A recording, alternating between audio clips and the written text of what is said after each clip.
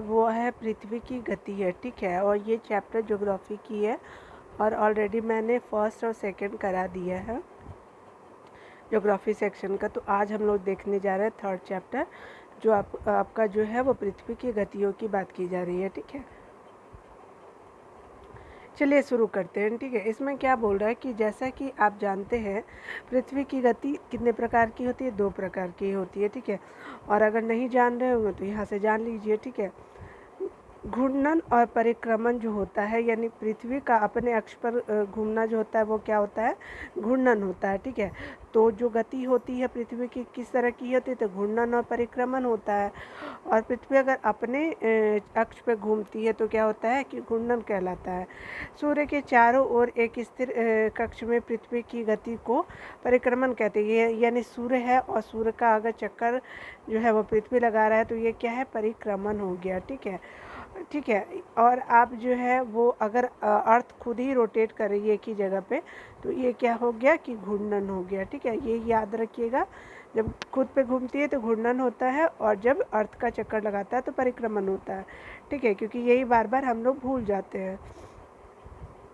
देखिए यहाँ पे क्या बोल रहा है, तो कह रहा है कि पृथ्वी का अक्ष एक काल्पनिक रेखा होता है, यानी यहाँ पे कोई अक्ष होता नहीं है, ठीक है। लेकिन ऐसा काल्पनिक मानते हैं जो इसके कक्षीय सतह से मतलब 66 डिग्री का कोण बनाती है। यानी कहने का मतलब है कि जो कोण बनाती है वो कितना बनाती है, तो पृथ्वी 66.5 डिग्री का कोण बनाती है। यह समतल जो कक्ष की द्वारा बनाया जाता है उसको कक्षीय समतल कहा जाता है, ठीक है। वह समतल जो कक्ष के द्वारा बनाया जाता है उसको क्या कहते हैं, कक्षीय समतल कहते हैं, ठीक है। अगला देखते हैं, पृथ्वी सूर्य से प्रकाश प्राप्त करती है। यानी पृथ्वी जो है सूर्य से क्या करती है, लाइट लेती है। और पृथ्वी का आकार गोले के समान है, इसलिए एक समय में सिर्फ इसके आधे भाग पर ही सूर्य की रोशनी प्राप्त होती है, ठीक है। और क्या है कि जब अर्थ जो है वो सूर्य का जब चक्कर लगाता है तो आधे ही भाग पे रोशनी मिल पाती है। सूर्य की जो की ओर जो भाग होता है वो दिन होता है, जबकि दूसरा भाग जो होता है दूर होता है। तो दूर वाला भाग क्या होगा, रात हो गया यानी रात्रि, ठीक है। ग्लोबल पर वह वृत्त जो दिन अथवा रात को विभाजित करता है उसे प्रतिप्ति वृत्त कहते हैं। यानी दिन और रात को जो विभाजित करता है उसको क्या कहते हैं, प्रतिप्ति वृत्त कहते हैं। यह वृत्त अक्ष के साथ नहीं मिलता है, ठीक है। यानी यह वृत्त जो होता है वो अक्ष के साथ नहीं मिलता है, जैसा कि आप 3.2 में देख सकते हैं, ठीक है। पृथ्वी अपने अक्ष पर एक चक्कर पूरा करने में लगभग 24 घंटे का समय लेती है। यानी अगर पृथ्वी चक्कर लगा रही है अपने कक्ष पे तो अपने ही अक्ष पे, ठीक है। यानी ये सूर्य का नहीं, ये खुद ही पे अर्थ जब रोटेट कर रही है तो आपका घूर्णन कर रही है तो ये क्या है कि आपका जो है वो 24 घंटे का समय लेती है, ठीक है। घूर्णन के समय काल को पृथ्वी दिन कहा जाता है। यानी घूर्णन के जो समय काल होता है तो उसको पृथ्वी दिन के नाम से जाना जाता है। और यही जो है वो पृथ्वी की दैनिक गति कहलाती है, ठीक है, अपने अक्ष पे ही घूमना, ठीक है। यहाँ पे देखिए जैसे आपका जो है 66.5 डिग्री जो है वो पृथ्वी का झुकाव जो है कितना है, तो देखिए 66.5 डिग्री आप देख रहे होंगे कि जो थोड़ा टिल्टेड है उसको क्या बोलेंगे, 66.5 डिग्री हो गया। और जब आप देखिए जब जैसे हम लोग ग्लोब पढ़े थे तो क्या है कि हमारा जो ये हमारा अर्थ है तो क्या है, टिल्टेड है। तो ये मान लीजिए अगर सीधा रहता तो क्या हो जाता है, एक हमारा इक्वेटर यानी विषुवत रेखा हो जाता। आपको मैंने बोला था बीचों बीच जो होता है वो 0 डिग्री को डिनोट करता है। और जो साउथ में जाएंगे वो क्या होता है, मकर रेखा होती है। और ऊपर जो होती है सेम जो पॉइंट होती है वो उसको क्या कहते हैं, तो कर्क रेखा जो उत्तर की तरफ होती है, ठीक है। तो ये हो गया, ठीक है। और ये 23.5 डिग्री ऐसे करके और 23.5 डिग्री नॉर्थ ऊपर करके और ये साउथ हो जाएगा और ये नॉर्थ को डिनोट करेगा, ठीक है। और देखिए आगे क्या बोला जा रहा है, तो आप देखिए यहाँ पे क्या है, तो ये ज़्यादा है तो 66.5 डिग्री है, टिल्टेड है। अगर थोड़ा कम है यानी आधा है इसका, 66.5 का आधा है तो आपका क्या है कि आपका 23 डिग्री 23.5 डिग्री जो है टिल्टेड है, ठीक है। ये दूरी को दिखा रहा है कि ये ज़्यादा ही ये कम है, ठीक है। यही आपको बताने का कोशिश किया जा रहा है, ठीक है। देखिए अगला क्या बोला जा रहा है, देखिए यहाँ पे बोला जा रहा है तो प्रदीप्त वृत्त की बात की जा रही है। यानी कहीं लाइट आ रहा है कहीं लाइट नहीं आ रहा है।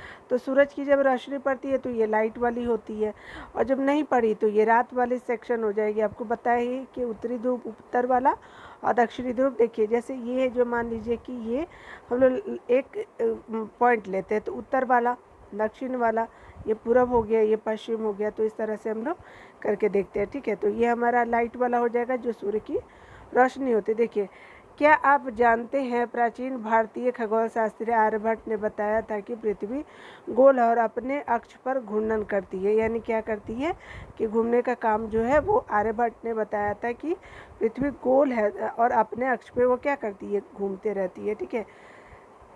अगला देखिए, अगला क्या बोल रहा है, तो कह रहा है कि अगर पृथ्वी घूर्णन नहीं करे तो क्या होगा। अगर नहीं घूर्णन करे तो क्या होगा, तो सूर्य के तरफ वाले पृथ्वी के भाग में हमेशा दिन ही रहेगा, जिसके कारण इस भाग में गर्मी लगातार पड़ती रहेगी और दूसरे भाग में हमेशा अंधेरा रहेगा और पूरी तरह से ठंड पड़ती रहेगी। यानी जो अंधेरा है, जहाँ सूरज की रोशनी नहीं है, तो वहाँ क्या होगी, ठंडी तो रहेगी ना, क्योंकि सूरज हमें क्या देता है, गर्मी देता है। इस तरह से अवस्था में जीवन संभव नहीं हो पाएगा और ये जीवन रह ही नहीं पाएगा, गर्मी ही रहेगी और ठंडी ही रहेगी एक तरफ। तो इस तरह से बैलेंस इम्पॉर्टेंट होता है, ठीक है। देखिए, मैं आपको एक चीज़ बता देती हूँ, एनसीईआरटी जो है ना, वो बेसिक कॉन्सेप्ट को आपका जो है वो क्लियर करता है, ठीक है। और अगर आप चाहते हैं कि कोई भी यूपीपीसीएस हो गया या फिर जो बीपीएससी हो गया, उसके अलावा जो सीटेट का जो अभी अगस्त में जो एग्ज़ाम होने वाला है, जो यूपी टेट है या बिहार टेट जो है, जितने भी ARO जो भी है, तो आप जो भी एग्ज़ाम दीजिएगा ना, तो ये बेस होता है किसी भी एग्ज़ाम का एनसीईआरटी है, ठीक है। तो आप अगर बेस को पढ़ के जाएंगे तो बहुत इंपॉर्टेंट रहेगा। लेकिन मैं एक चीज़ और भी बताऊंगी, आप ज़रूर से ज़रूर MCQ सॉल्व करें और MCQ उसका सॉल्व करें जो प्रीवियस ईयर है, ठीक है।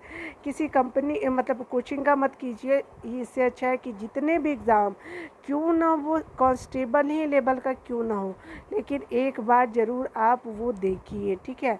जिससे क्या होगा कि हमारे जल्दी से जल्दी प्री क्लियर होंगे। जितने भी हम PSC का एग्ज़ाम देते हैं तो उस पर कुछ ना कुछ जैसे करेंट अफेयर का तो कोई सिलेबस नहीं होता है, तो वो इम्पोर्टेंट होता है, ठीक है। चलिए आगे देखते हैं।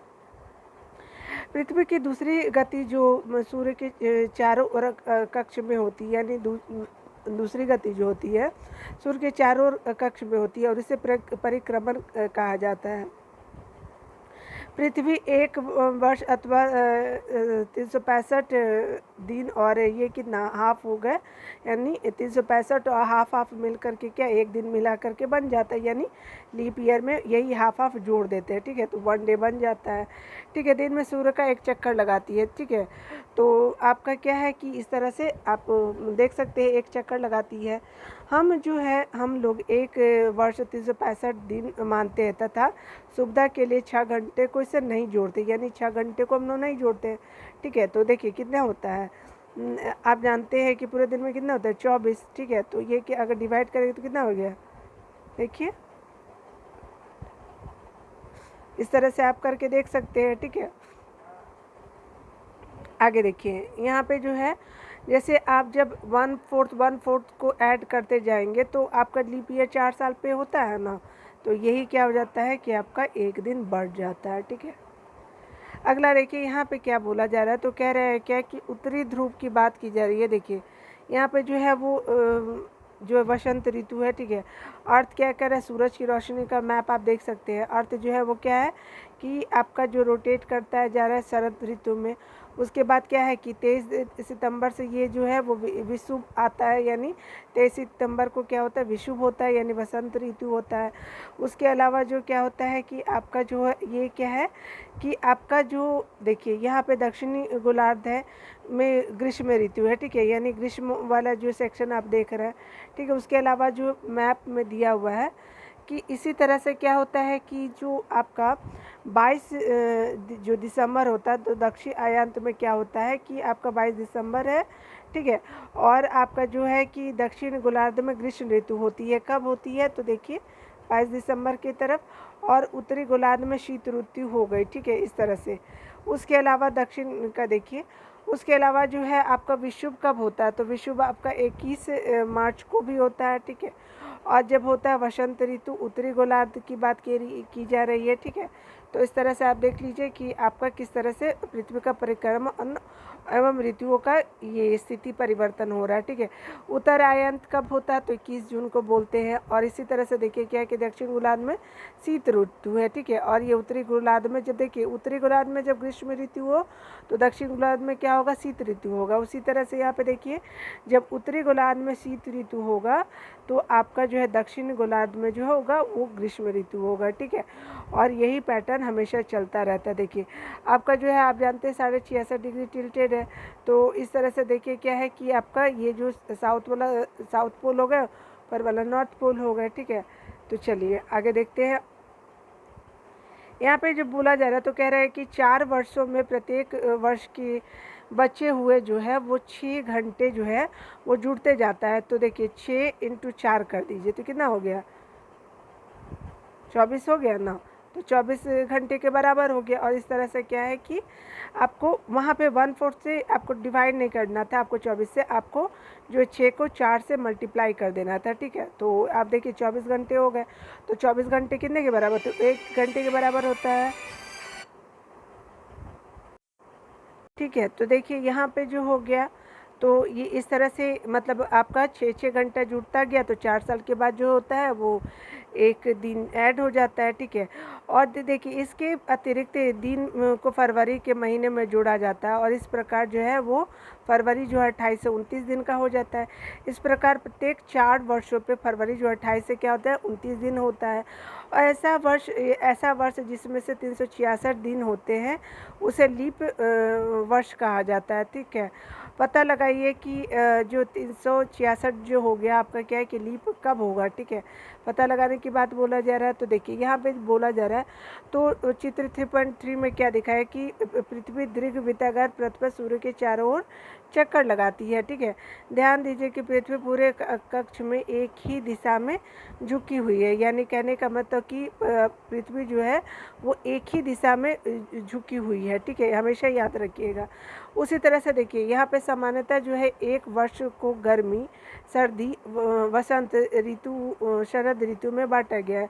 ऋतुओं में परिवर्तन जो है वो क्या होता है कि सूर्य के चारों ओर पृथ्वी की स्थिति में परिवर्तन के कारण होती है। ठीक है, इस तरह से आप देख लीजिए। अगला देखिए यहाँ पे जो बोला जा रहा है तो ये तो प्रैक्टिस के लिए है। ठीक है, चलिए आगे देखते हैं इसमें क्या है। देखिए उसी तरह से आपका बोला जा रहा है कि जो हमने ऊपर पढ़ा था उसको यहाँ पे देखते हैं। ठीक है, यहाँ पे क्या बोल रहा है तो कह रहे हैं क्या कि आप देखेंगे कि 21 जून को उत्तरी गोलार्ध सूर्य की तरफ झुका हुआ है। ठीक है, यानी 21 जून को उत्तरी गोलार्ध सूर्य की तरफ झुका हुआ, सूर्य की किरणें कर्क रेखा पर सीधी पड़ती है। ठीक है, इसके परिणाम स्वरूप इन क्षेत्रों में ऊष्मा अधिक प्राप्त होती है और ध्रुवों के पास वाले क्षेत्रों में कम ऊष्मा प्राप्त होती है। ठीक है, क्योंकि वह सूर्य की किरणों तिरछी पड़ती है। ठीक है, यानी कहने का मतलब कि जहाँ तिरछी पड़ी तो कम प्राप्त होगा, ज़्यादा पड़ती है तो वहाँ पे ज़्यादा मतलब आपका ऊष्मा अधिक होगा। ध्रुवों में क्या होगा कि कम ऊष्मा होती है, यानी पोल पे। ठीक है, क्योंकि वहाँ सूर्य की किरणें क्या होती है तिरछी पड़ती है और उत्तर ध्रुव सूर्य की तरफ झुका हुआ है। ठीक है, उत्तर का जो ध्रुव है वो क्या है देख सकते हैं आप ऊपर कि उत्तर वाला कहाँ है आपका सूर्य की तरफ थोड़ा ज़्यादा झुका हुआ दिख रहा है, ये वाला। यही आपको बोला जा रहा है कि उत्तर वाला जो है, और देखिए साउथ वाला क्या दूर है ना थोड़ा सा, और ये पास है उत्तर वाला, उत्तर पोल जो है। ठीक है, उसी तरह से आपका क्या बोल रहा है तो कह रहा है क्या कि आपका झुका हुआ है उत्तर ध्रुव, उसके बाद जो है उत्तरी ध्रुव रेखा के बाद वाले भागों पर लगभग 6 महीने तक लगातार दिन रहता है। चूँकि उत्तरी गोलार्ध के बहुत बड़े भाग में सूर्य की रोशनी प्राप्त होती है, इसलिए विषुवत वृत्त के उत्तरी भाग में गर्मी का मौसम होता है, और जहाँ पे जो है सूर्य की रोशनी ज़्यादा प्राप्त होती है उत्तरी गोलार्ध में, तो विषुवत वृत्त के उत्तरी भाग में जो है गर्मी का मौसम होता है। ठीक है, और 21 जून को उसे लंबा दिन होता है, और इसी तरह से 21 जून को जो होता है लंबा दिन होता है। पूछता है कि आपका जो है कहाँ पे जो होता है वह, और इस तरह से क्या होता है कि इसमें जो है वो आपका जो है वो 21 जून को इन क्षेत्रों में क्या है कि सबसे लंबा दिन और सबसे छोटी रातें होती है। पृथ्वी को इस अवस्था को उत्तर अयान तक कहते हैं। ठीक है, अगला देखिए बोलते हैं क्या।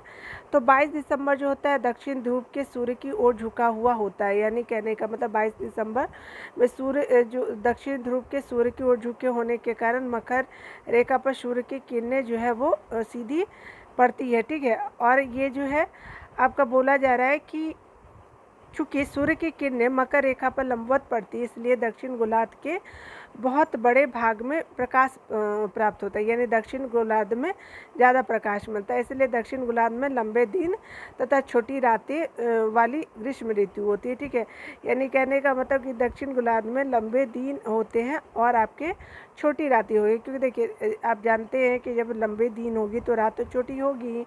ठीक है, ग्रीष्म ऋतु जो है ये दक्षिण गोलार्ध की बात की जा रही है, कब, तो 22 दिसंबर में। ठीक है, अगला देखिए, इसके ठीक विपरीत स्थिति उत्तरी गोलार्ध में होती है। ठीक है, यानी उस समय जो होता है पृथ्वी की इस अवस्था को दक्षिण अयन तक कहते हैं।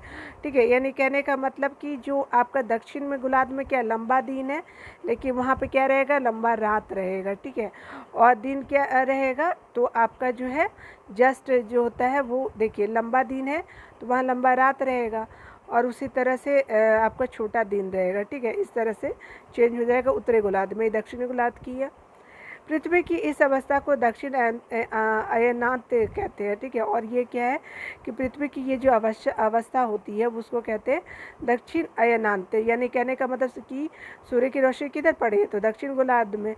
क्या आप जानते हैं कि ऑस्ट्रेलिया में ग्रीष्म ऋतु में क्रिसमस का पर्व मनाया जाता है। हमारे यहाँ जैसे 25 दिसंबर में ठंडा होता है, ठीक है, तो याद रखिएगा, लेकिन गर्मी में आपका जो 25 दिसंबर होता है ऑस्ट्रेलिया में गर्मी होती है। ठीक है, 21 दिसंबर और 23 दिसंबर को सूर्य की किरणें विषुवत वृत्त पर सीधी पड़ती है। ठीक है, तो याद रखिएगा कि सूर्य की किरणें कब कब जो है वो सीधी पड़ती है, तो आपका मार्च 21 को और 23 सितंबर को भी पड़ता है। ठीक है, इस अवस्था में कोई भी ध्रुव सूर्य की ओर नहीं झुका होता है, यानी कहने का मतलब कि ये जो ध्रुव जो है सूर्य की ओर नहीं झुका रहता है, इसलिए पूरी पृथ्वी पर रात और दिन बराबर होती है, यानी पूरी पृथ्वी पे क्या होता है, रात भी बराबर होता है, दिन भी बराबर होता है। ठीक है, और इसी गति को क्या कहते हैं कि ये विषुव होता है। जब दिन और रात जब बराबर होते हैं तो क्या होता है, ये विषुव कहा जाता है। ठीक है, 23 दिसंबर को उत्तरी गोलार्ध में शरद ऋतु होती है और दक्षिण गोलार्ध में ये वसंत ऋतु होती है, यानी कहने का मतलब कि 23 दिसंबर को उत्तरी गोलार्ध में क्या होता है, ठंडा होता है। ठीक, उत्तरी गोलार्ध की बात की जा रही है 23 सितंबर को। ठीक है, और आपका जो है जबकि दक्षिण गोलार्ध में क्या होगा, वसंत ऋतु होती है। ठीक है, 23 सितंबर को। और अगला देखिए क्या है कि आपका 21 मार्च को स्थिति इसके उल्टा होता है। ठीक है, आपका विपरीत होता है, उत्तरी गोलार्ध में क्या होगी कि वसंत ऋतु होगी और आपका मार्च के टाइम में 21 मार्च के, और दक्षिण गोलार्ध में शरद ऋतु होगी। ठीक है, इसके अलावा क्या है कि इस प्रकार स्पष्ट है कि पृथ्वी के घूर्णन और परिक्रमण के कारण दिन एवं रात तथा ऋतुओं में परिवर्तन होता है, यानी इस प्रकार जो है पृथ्वी के घूर्णन और परिक्रमण के कारण जो है दिन और रात और ऋतुओं में परिवर्तन होता है। ठीक है, आगे देखिए, आगे कुछ बचा है क्या, देख लेते हैं। नहीं, यही आपका जो है वो कंप्लीट हो गया। ठीक है, जितने भी चीज़ें थी तो वो कंप्लीट हो गई है, और ये चैप्टर जो है आपका 3rd है, जो आपका पृथ्वी की गतियों की बात की गई थी, तो मैंने आपको करा दिया है। तो आप अगर चाहें तो हमारे चैनल को सब्सक्राइब कर सकते हैं, और आप जो है वो लाइक शेयर भी कर सकते हैं। ठीक है, कोई फोर्स नहीं है, लेकिन अगर आप ने मेरा वीडियो देखा है तो प्लीज़ आप जो है अगर सब्सक्राइब करना चाहे तो ज़रूर करें। ठीक है, तो आपका वीडियो देखने के लिए बहुत बहुत थैंक यू। मिलते हैं अगले वीडियो में, तब तक के लिए टेक केयर।